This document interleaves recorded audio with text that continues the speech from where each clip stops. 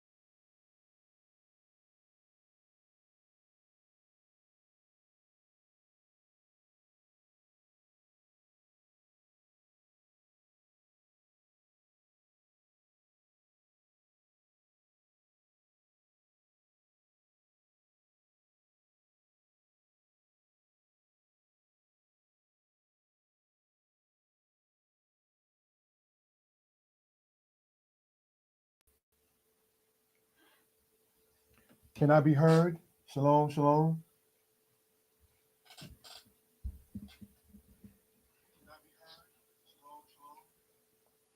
Okay, I think I can hear me on this. Let me know if if I can be heard. Please press the number 4 in that particular case. Thank you for that.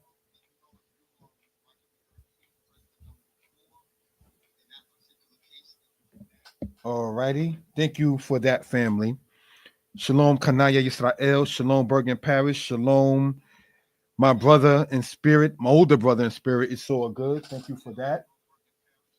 I don't know if I'm not trying to be funny with the topic at hand, speaking about why we are considered non-messianic or Old Testament based, if people going to say, oh, that happened because he doesn't, quote, believe in Messiah. I don't know if people going to be funny or not, but I do know, brothers and sisters, that that is a very controversial topic in Israel, brothers and sisters. So we are on the platforms more to Yeshaya Torah lessons and more to Yeshaya Old Testament.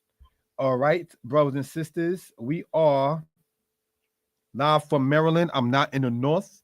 I'm over with family, immediate family. Later on, not to get too personal, we're supposed to go to DC, and so forth. So they're driving me around. But while I'm here on this day, they are giving me space to sit there and do these kind of matters as requested. Like, listen, I'm gonna need some time in my own space, and y'all can join me if you want. My family, really so more so directly my daughter, her family, her side of the family, if you will. You know, they kind of looked at me like, you know, we ain't with that, at least not yet.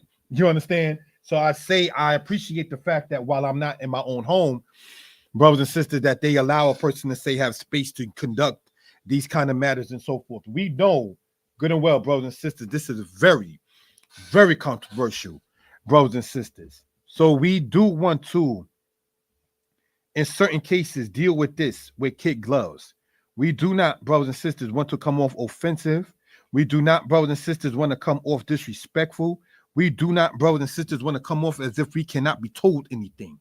You understand? And so, in light of that, if we will, knowing good and well, say within the next maybe half hour Eastern Standard Time, More Malkia Uriel is going to start his. We want to, with the timing allotted, because I intend to watch that, sit there and present this, brothers and sisters, for reference purposes. So we, again, for more than one reason, do not intend to be quote unquote long, if we will. All right, in that particular matter.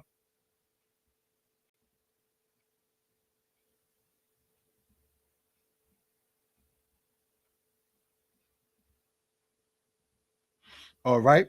Let us, brothers and sisters, thank you for typing in the number 4 for those who did. All right. And let us pull up the PowerPoint. As in other cases, this is welcome. You can take screenshots and so. We know this is controversial, but hear us out, brothers and sisters. And as you see the numbers across the screen, 908-587-4841, we are welcome to constructive criticism and so on.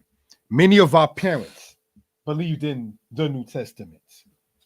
Now, what I've come to understand, brothers and sisters, is that many who believe in, say, the New Testament say that they, quote, believe in the Bible, but mainly they're saying the New Testament. They are not, in many cases, inclusive. Say that they, quote, believe in the Bible of the said Old Testament. Though they believe in the things in the Old Testament, the parting of the Red Sea, the creation of the heavens and the earth, Daniel in the lion's den. But once it comes down in many cases about faith and where one puts their trust, it is more so in their belief in their spirit, if you will, their foundation. Brothers and sisters, in many cases, is grounded solely in, say, the New Testament. This is not a regular topic on this platform, but we will speak to the reasons why we are Old Testament based. Screenshots again are welcome. Let's continue, family. The parts which speak of love your enemy, turn the other cheek, as we see in Matthew chapter 5, are found in the New Testament. The New Testament in several cases speaks against the matters of the said Old Testament.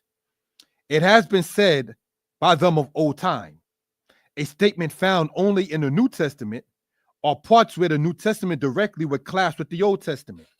What am I saying here? The parts that says, right, it has been said by them of old time, brothers and sisters, is a statement you find in the New Testament, right? Or parts where the New Testament directly would clash with that of the Old Testament. Now, one of the cases to point out, brothers and sisters, is in the said New Testament. We read this, if we will, right? Let's look, family. Bible. Let's deal with the regular King James Version, right? Online. And let's see, brothers and sisters, what it says as we pull this up, right? Matthew 5. And let's start, brothers and sisters, in verse 32. And here is what it says. No, let's start in verse 33. Again, you have heard that it hath been said by some of old time, thou shalt not forswear thyself, but shalt perform unto the Lord thine oaths. Goes on to say, verse 34.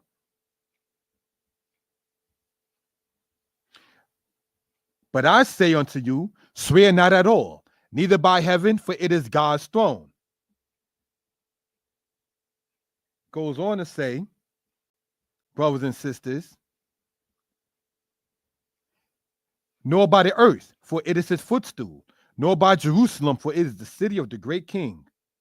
So what are we reading, brothers and sisters, in this? Is where we read where it says, right? But I say unto you, swear not at all, neither by heaven, for it is God's throne, nor by the earth, for it is his footstool. Now, the heavens being the throne of the Most High, and his earth being the footstool, comes out of the Old Testament, actually, in Isaiah chapter 65. Neither by Jerusalem, for it is the city of the great king. Neither shalt thou swear by thy head, because thou canst not make one hair white or black. Now, this right here is going back to verse 33. Again, ye have heard that it hath been said by them of old time, thou shalt not forswear thyself. Now, brothers and sisters, let us, if we will, look at that. Saying you shall not swear in Matthew chapter 5, as it says there, by them of old time. So what do we, as I sit there and get this charger, so what do we and what can we point out, brothers and sisters, in this particular case, if we will? Thank you for the time, family, with that. If you go in your own time, as we will now, into Deuteronomy chapter 6, verse 12, what do we see, brothers and sisters? And we're going to do that, my brothers and sisters, and looking at this. All right. Now, when we go back here, if we will, right, and we go to Deuteronomy chapter 6 and verse 12, we see this. Then beware, lest thou forget the Lord that brought thee forth out of the land of Egypt, out of the house of bondage. Thou shalt fear the Lord thy God and serve him, and shalt swear by his name. So, brothers and sisters, what do we see in this? Matthew chapter 5 is telling us, swear not at all. And then it gives examples. Don't swear by Jerusalem. Don't swear by yourself. Don't swear by heaven. Don't swear by the earth. But ultimately, in Matthew chapter 5, verse 33 to verse 36, it is saying, do not swear at all. But now, what do we see, brothers and sisters, as it says in Deuteronomy chapter 6 in the Old Testament?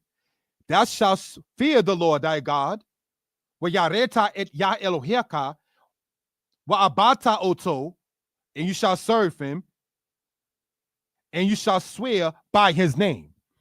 In the book of Exodus, brothers and sisters, to collaborate what we're talking about with the timing allotted, let's go to Exodus chapter 22, brothers and sisters, and let's see what do we see in this. Thank you for that, family. If a man deliver unto his neighbor a donkey or an ox or a sheep or any beast to keep, and it die or be hurt or driven away, no man seeing it, then the oath of the Lord shall be between them both, and he shall not put his hand, that he did not put his hand toward his neighbor's goods, and the owner shall accept thereof and shall not make it good. What are we reading in in Exodus here? If you lend something to somebody, or you have something for somebody to hold for you. No man seeing it and the thing got damaged or driven away or so forth. The person who is the owner is supposed to hear the person say who was loaned or borrowed the thing to, in the name of Yah, my oath, my swear, because when you make an oath is when you swear in Hebraic thought. I did not put my hand on your stuff to damage it or to cause it to not be around. The owner of it shall be like, that's it. I accept it. Because one made and swear an oath in the name of the Most High. Shabbat, like Be'er Sheba, well or oath, or Bat Sheba, meaning daughter of the oath. Shabbat means to swear. Nishba means oath or swearing when you deal with the verbs in that particular case. So making an oath and making a swear matter in Hebraic thought is the same premise. So what are we pointing out, brothers and sisters, in that? When you go in Deuteronomy chapter 6:13, and when you go here in Exodus chapter 22, verse 10 and 11, we see good principles and matters about a matter of swearing. But what is the example given in the said New Testament believers in many cases? And I say this in no offense. Well, people were swearing falsely, so therefore swear not at all. As opposed to saying, Lord God, get this lying spirit from me. You rather say, don't swear not at all. You're not challenging him or her to have that lying spirit removed. For those who do know, ever so often, I talk about myself being a thief as a child. I had to sit there and equate everything I stole to pork. Spiritually, that is a piece of ham in your pocket that you're calling that $10. Once I was able to mentally compare what I stole as a child to something that I know is wicked before the Most High to be around, it was then easy to let go. Sin crouches at the door, and to you it's his desire.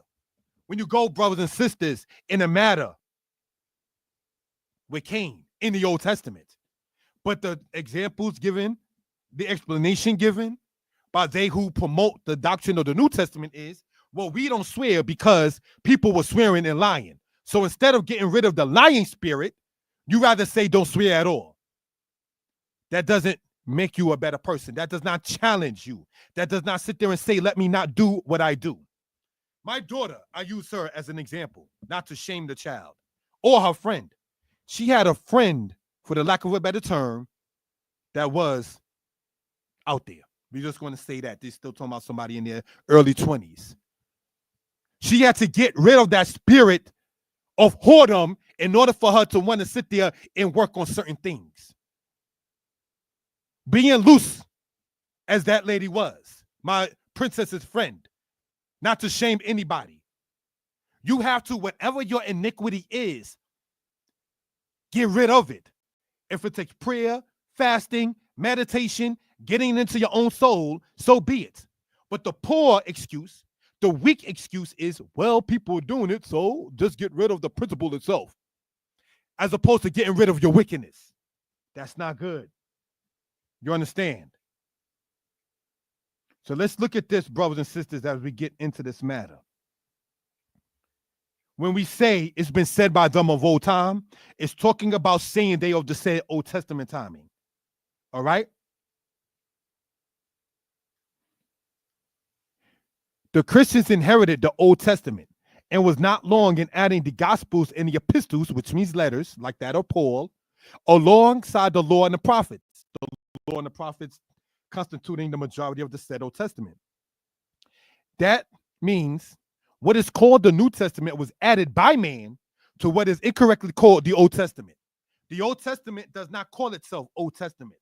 The word testament is not in the Old Testament itself. The word religion is not in the Old Testament. The word religion you do find in the New Testament. So, brothers and sisters, when we get into this kind of matter, this is something that we care to bring out for reference purposes. Let's continue, family. We know that there are prophecies in the Old Testament that have not come to pass yet. If we can see that there are laws forever and prophecies that have not come to pass yet, all in the Old Testament, like Ezekiel chapter 37, the valley of dry bones, how do we fathom a concept of a New Testament? How do you have a New Testament when the laws are forever in the said Old Testament, and there are prophecies in the said Old Testament that have not come to pass yet. We understand. One cannot bring a male lamb as a sin offering. One who is not a priest would not bring a bull. Only the whole congregation would bring a bull. These offerings for sin is not for sins such as murder, adultery, assault on parents. See, the concept, and no disrespect intended, in many say of the Old Testament understanding is this. When you sin, what offering do you bring, Old Testament brother and sister? See, there's different aspects we have to understand. You only bring a sin offering for sins done in error besides lying and stealing. If you steal something, you bring an offering and you add a fifth to it. That you see in Leviticus chapter 5. If you lie, you have to confess what the truth is, and then you make an offering for it. That's in Leviticus chapter 5. But brothers and sisters, when you raise your hand and you slap your mother or father, there is no bull or goat or ox for that. There is no turtle dove for that. There is, brothers and sisters, no meal offering of 2/10 parts of an ephah for that. There is no offering to bring up if you are sleeping carnally with another man's wife. David had Levitical priests. He knew in Psalm 51 that he could not sit there and bring a goat or an ox for what happened between him and Bathsheba. May they both rest in peace. Whose shoes, as the saying goes, we are still not able to tie. Brothers and sisters. So, when you sit there and you take a gun and you unalive somebody and commit murder, there's no offering for that. There was no offering, brothers and sisters, that Joab can sit there and do for what happened between him and Absalom. There was no offering, brothers and sisters, that Amnon, who S.A. and assaulted the sister Tamar, that he could bring. Certain things is death penalties. So these are things we care to bring out for reference purposes. So when we are asked, well, what do you do when you sin? What offering do you bring? And I don't say it sarcastically to sit there and be disrespectful, but you would have to know, my brother and sister, that for sins done in error outside of lying and stealing, you can bring an offering for. You cannot bring an offering for murder, for adultery. You cannot bring an offering for assaulting your parents. You cannot bring an offering for being a rapist. You cannot bring an offering for being a murderer. Those are sins and abominations. But in the concept of the New Testament, there are no distinguishing markers between accidental sin outside of stealing and lying and abominations, such as murder and adultery, such as committing idolatry. There's no ox that you can bring for bowing down to Baal.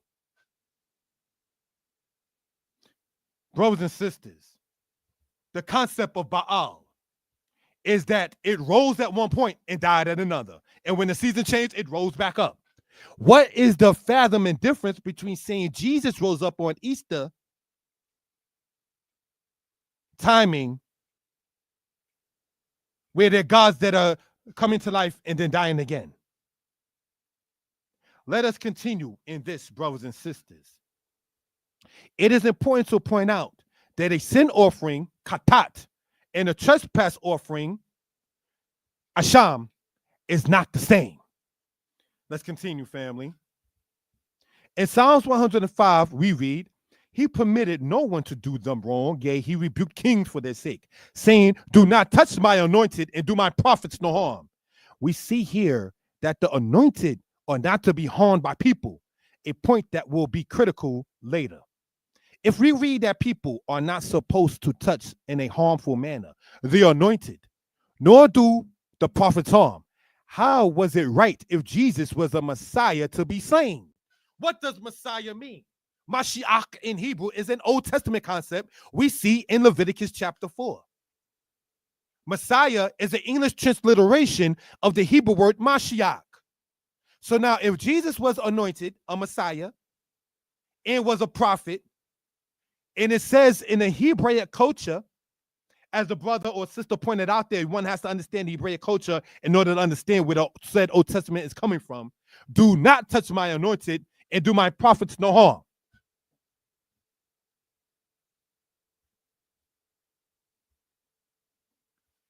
If we're not supposed to touch the anointed and do the prophets no harm, and if Jesus was a Messiah, meaning he was anointed, and was a prophet, how was it right for him to be slain?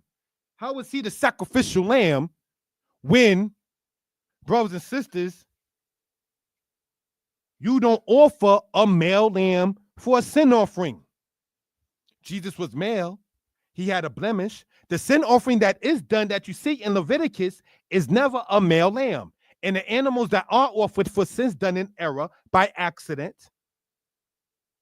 have no blemish. So you can't try to take the prophecy of Isaiah 53 about being bruised, about being scarred, and say that is the Levitical priestly offering of a male lamb, when a male lamb is not a sin offering in any way of the house of Israel. That's why understanding, say, what you call, I'm speaking in general, the Old Testament has to be understood from the Torah perspective, not through the eyes of Paul, who said, because there's a change in the priesthood, there must also be a change in the law. Which Paul, whether he wrote Hebrews or not, whoever wrote Hebrews chapter 8, saying that which is old is ready to vanish away. So the New Testament, as it is called, is not Paul, is not friends with the said Old Testament. It shows that by saying things such as it's been said of old time. It shows that by lying essentially on the great prophet Moses. Moses, for the stubbornness of your heart, permitted you to divorce your wives. That had nothing to do with people wanting to ask for that. As you read in, say, Matthew chapter 12, that divorce is man-made in the laws of Deuteronomy 24. So let's look at this right here. You cannot be anointed. You cannot be a prophet in Hebraic Israelite culture and be assaulted, be beaten, be scarred, be marked, have a blemish, be a human, and be accepted as a sacrificial offering in Israel. Let's continue. Deuteronomy chapter 30. That thou mayest love the Lord thy God, and that thou mayest obey his voice, and that thou mayest cleave unto him, for he is thy life in the length of thy days, that thou mayest dwell in the land which the Lord swore unto thy fathers, to Abraham, to Isaac, and to Jacob, to give them.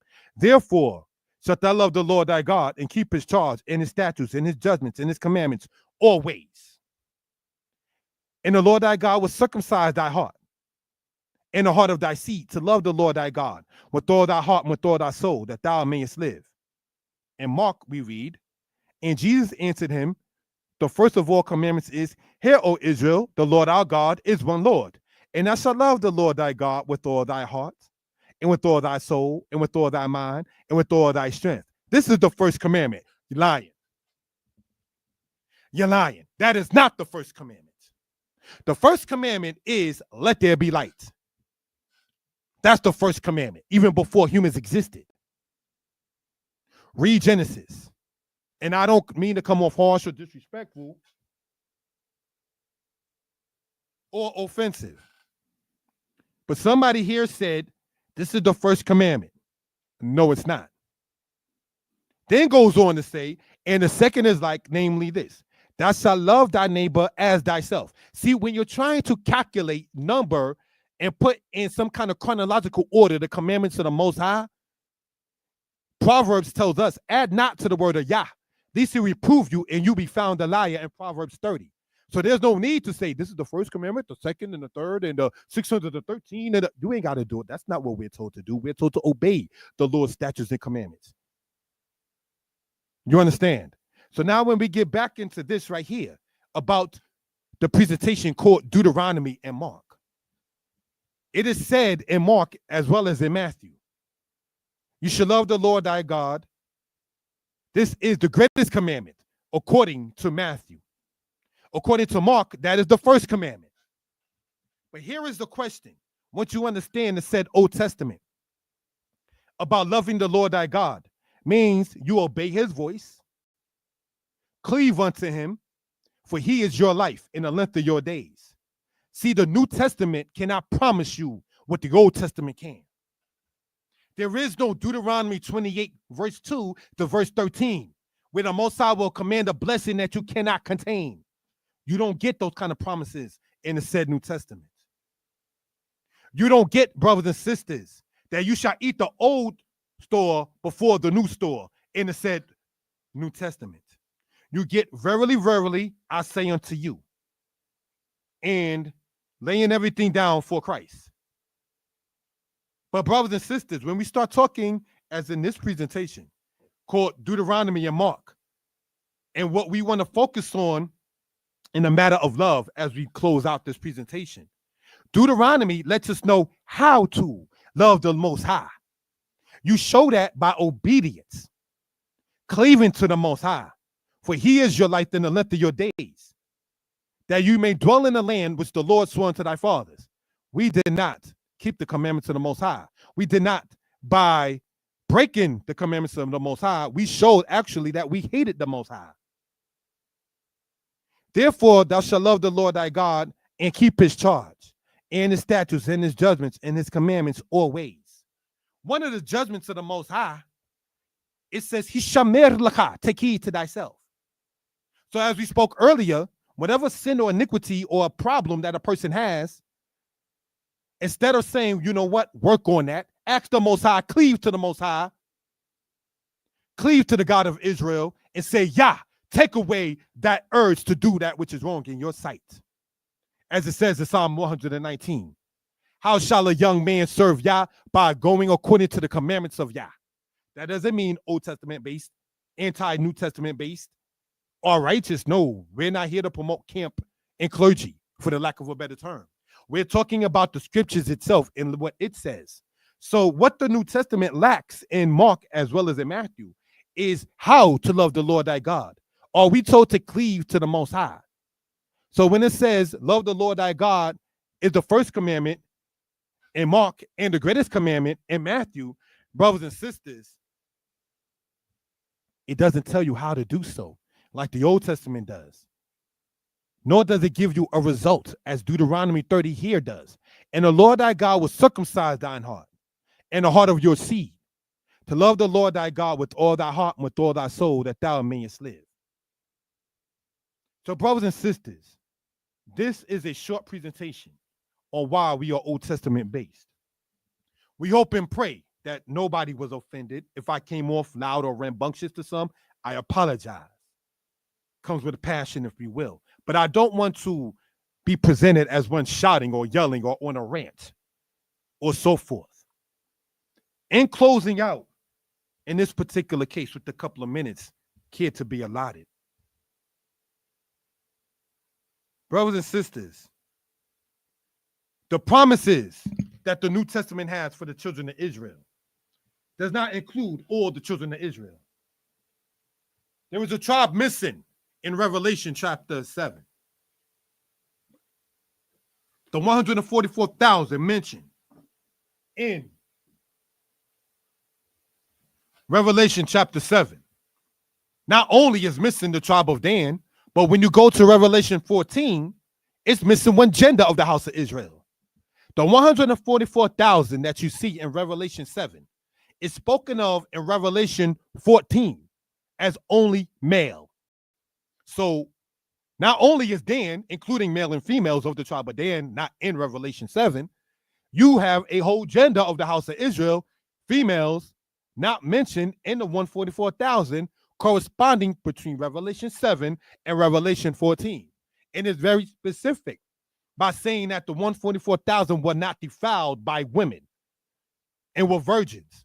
So therefore, it's not like you're saying you were not defiled, by unclean women, by bad women, by harlots, if you will. No, it's saying that these men that make the 144,000 were never sexually active with any female. Now, when we go back in Deuteronomy and it says you in your seed, obviously, a man has to be with a woman in order for seed to be in existence. So the promises, brothers and sisters, that the New Testament, as it is called, gives Israel is not what the promises of the said Old Testament give Israel.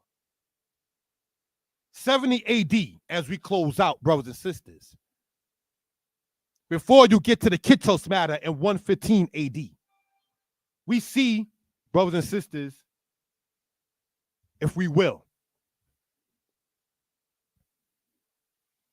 that there was no New Testament when Israel fled Jerusalem and went to Masada.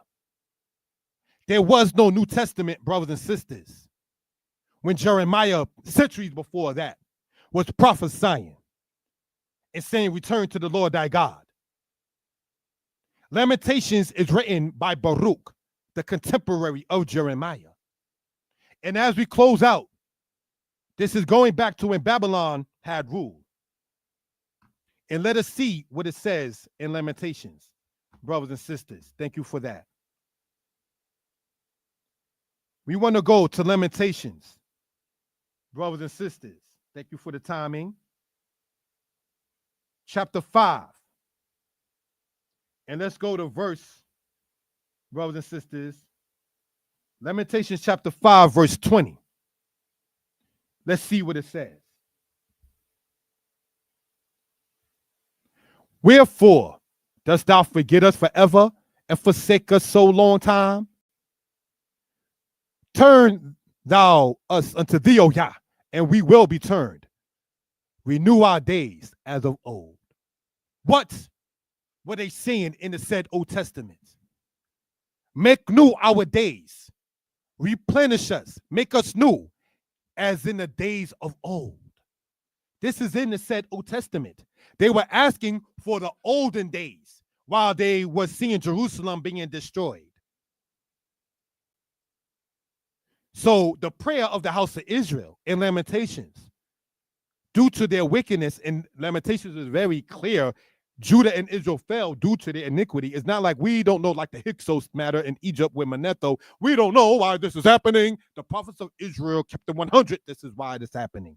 That's why they didn't want us to read, because then we'll find certain things out in slavery. This right here says, as we close out, turn thou unto us, O Yah, and we will be turned. Meaning, whatever iniquity we have, oh Yah, if you turn to us, we're going to be turned, because we're going to forget how to commit those kind of iniquities. That's what we were talking about earlier. Renew our days as of old. Brothers and sisters, that's called character.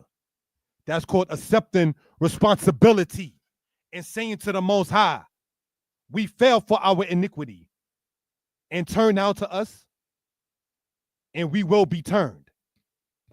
Renew our days as of old. They were not asking for a new book. Shalom, brothers and sisters. We are going to right now, brothers and sisters, going to, if we will, brothers and sisters, I'm going to take the liberty to put in to the chat, Moray, Malkia Uriel. I'm going to watch his platform now. He usually start about this time. And I didn't want to interlap into that. Malkia Uriel. Respect to the sister Kanaya who actually put me onto it. And we see that the man is live right now. So we're going to watch that for those who are interested. I know I intend to right now. We're going to pull it up, if we will. All right. Copy, paste it. For those who are interested, there will be no more presentations today. We intend to do next presentations next Shabbat, next Sabbath, most High willing. And we hope and pray that everybody is well and will be better. When you look at this, you will see inside of the comment section, Moray Malkia, who's actually live right now. So we're going to turn in for those who are interested. Shalom, most High bless.